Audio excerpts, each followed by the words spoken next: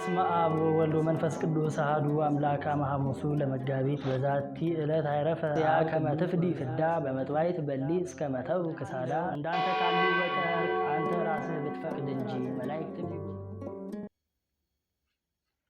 በስመ አብ ወወልድ ወመንፈስ ቅዱስ አሐዱ አምላክ አመ እስራ ወሰዱሱ ለሚያዝያ በዛቲ ዕለት ኮነ ሰማዕተ ሱስንዮስ ወልደ ሱሲ ወዝንቱ ቅዱስ አርኩ ለዲዮቅልጥያኖስ ከሃዲ ወአስተርአዮ መልአከ እግዚአብሔር ወአይድኦ ከመ ይከውን ሰማዕተ ወኮነ ዝንቱ ነገር ውስተ ልቡ ህዱረ።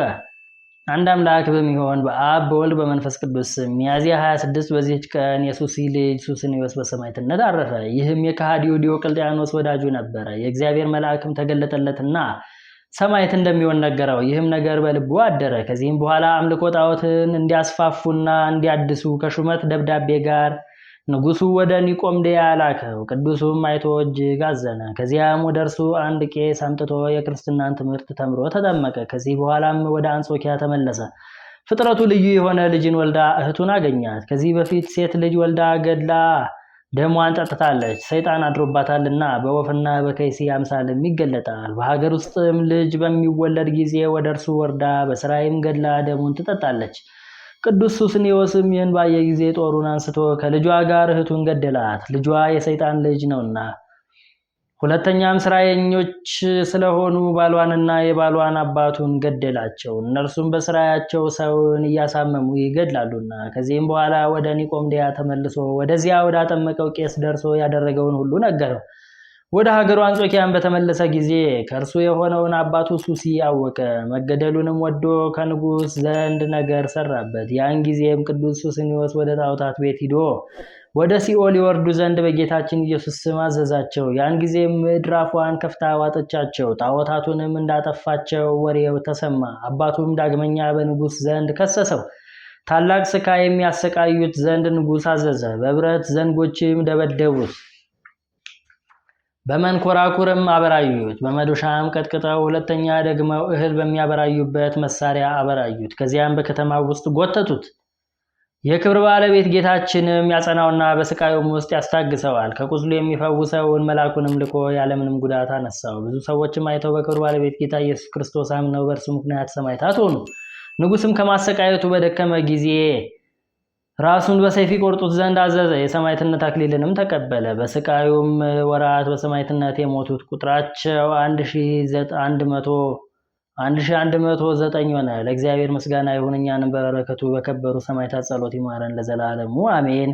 ሰላም ለሱስንዮስ ወልደ ጴጥሮስ ሱሲ ማማተ ስም ተአጋሲ ለቀቲለ እህቱ አጥዋ እንበለያናይሲ በኃይለ ስራይ እንተ ፍጥረታት ትኮሲ በአምሳለ ኦፍ ወህብሩ ለከይሲ ሰላም እብል አማአተ አስረ አሃደ ሜተ ወተሰዓተ ሰዘስመስንዮስ ማይበረ ሰላም ለሱስንዮስ ወልደ ጴጥሮስ ሱሲ ህማማተ ስም ተአጋሲ ለቀቲለ እህቱ አጥባ እንበለያናይሲ በኃይለ ስራይ እንተ ፍጥረታት ትኮሲ በአምሳለ ኦፍ ወህብሩ ለከይሲ ሰላም እብል አማአተ አስረ አሃደ ሜተ ወተሰዓተ ዘሱስንዮስ ማይበረ ይሰጠውኒ እሙንቱ ሶበእፄውኦም ወትረ ይሜንኑኒ በአንቀጽ ከመቃለ መጽሐፍ መሃረ ሶበያሃዩ ብእሴ ግዩረ ወበዛቲ ዕለት ኮነ ሰማዕተ ቅዱስ ዮሐንስ ወልደ ጸራቢ ወዝንቱ ቅዱስ መሀገረ ነነዌ ወኮነ አቡሁ ዘይጸርብ ግልፎ ወያመልክ ጣዖተ። በዚህችም ቀን የጠራቢ ልጅ ቅዱስ ዮሐንስ በሰማዕትነት አረፈ። ይህም ቅዱስ ከነነዌ ሀገር ነው። አባቱ ጣዖትን የሚጠርብና የሚያመልክ ነው። እናቱ ግን ክርስቲያናዊት ናት።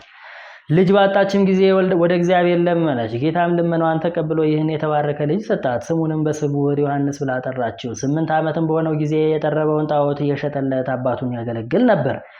በአንዲት ዕለትም ጣዖቱን ሊሸጥ ሲሄድ የእግዚአብሔር መልአክ ተገናኘውና ጣዖት የሰይጣን ማደሪያ እንደሆነው ነገረው።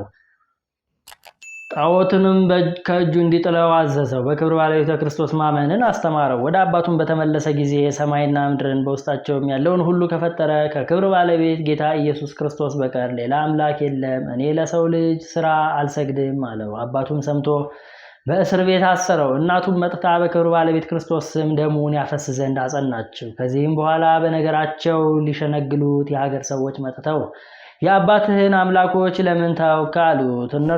እርሱም እኔ የሰው ልጅ ለሰራቸው ጣዖቶች አልሰግድም፣ እነርሱ የርኩሳን አጋንንት ማደሪያዎች ናቸውና አላቸው። አባቱም ይህን በሰማ ጊዜ ምሳር አንስቶ አንገቱን ቆረጠው። በድኑም አልወደቀም።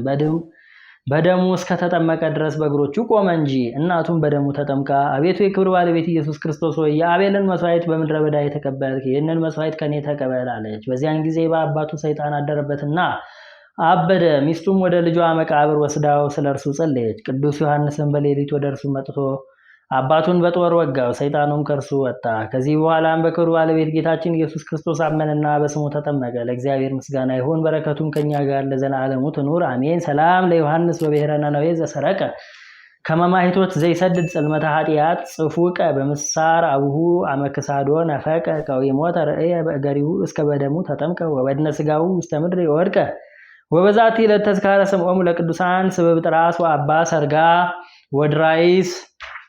በዚህችም ቀን የቅዱሳን ስብብጥራስ የአባ ሰርጋና የድራይስ ምስክርነታቸው መታሰቢያ ነው። በረከታቸውም ከኛ ጋር ለዘላለሙ ትኑር አሜን። በስመ አብ ወወልድ ወመንፈስ ቅዱስ አሐዱ አምላክ።